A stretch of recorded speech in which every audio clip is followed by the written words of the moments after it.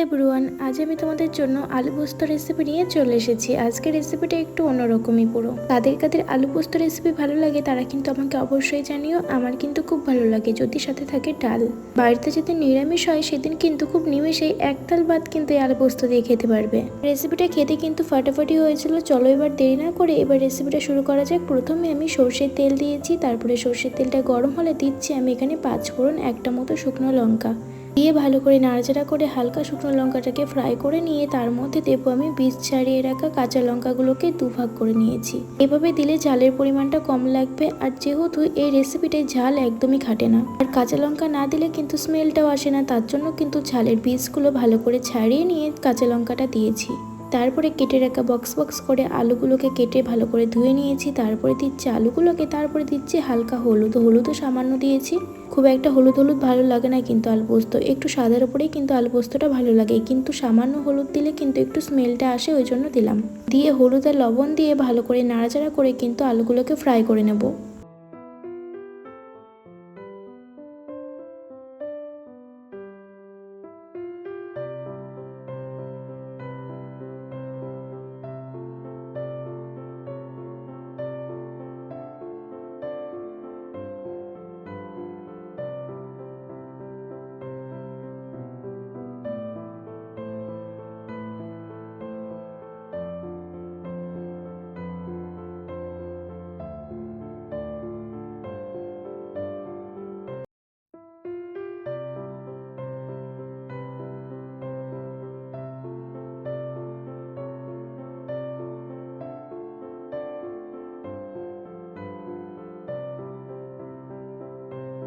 আলুগুলো খুব ভালো মতো ফ্রাই করে নিয়েছি। এবারে দিচ্ছি পরিমাণ মতো জল। জলের পরিমাণটা কিন্তু খুব একটা বেশি দেবো না, মানান মতো দেবো, সিদ্ধ হওয়ার মতো।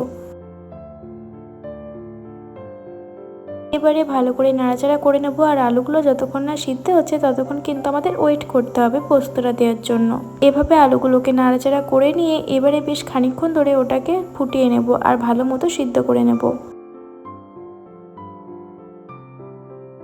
আলুগুলো বেশ কিছুক্ষণ ধরে ভালো করে সিদ্ধ করে নিয়েছি। এই যে আমি বাটি ভর্তি কিন্তু পোস্ত বাটা নিয়ে নিয়েছি। তবে মার্কেটে পোস্তর দাম খুব বেশি, কি আর করা যাবে, কিছু তো করার নেই এখানে আমাদের। যাই হোক, আমরা কিন্তু পোস্ত বাটাটা দিয়ে এবার দিচ্ছি পোস্ত ধোয়া জল দিয়ে ভালো করে নাড়াচাড়া করে কিছুক্ষণ ফুটিয়ে নেব। বেশি ফোটানোর কোনো প্রয়োজন নেই, কারণ আমি আলুগুলো ভালো করে আগে থেকে সিদ্ধ করে নিয়েছি। পোস্ত দিয়ে হালকা নাড়াচাড়া করলে ব্যাস, পোস্তটা দিয়ে হালকা নাড়াচাড়া করে হালকার উপরে ফুটে নিলে ব্যাস রেডি হয়ে যাবে আমাদের আলু পোস্ত রেসিপি। তোমরা মনে করলে এই রেসিপিটার উপরে শেষে কিন্তু একটু সর্ষের তেল ছড়িয়ে দিতে পারো, তাতে কিন্তু স্মেলটা খুব সুন্দর আসে। আমি অবশ্য দিইনি, তার কারণ হলো আমার এই রেসিপিটায় আজকে একটু বেশি তেল পড়ে গেছে সর্ষের, ওই জন্য আজকে আর সর্ষের তেলটা উপর দিয়ে ছড়ালাম না। তো আমার কিন্তু আলু পোস্ত রেসিপিটা কিন্তু রেডি হয়ে গেছে। কেমন লাগলো অবশ্যই জানিও, অবশ্যই তোমরা বাড়িতে ট্রাই করো। টাটা।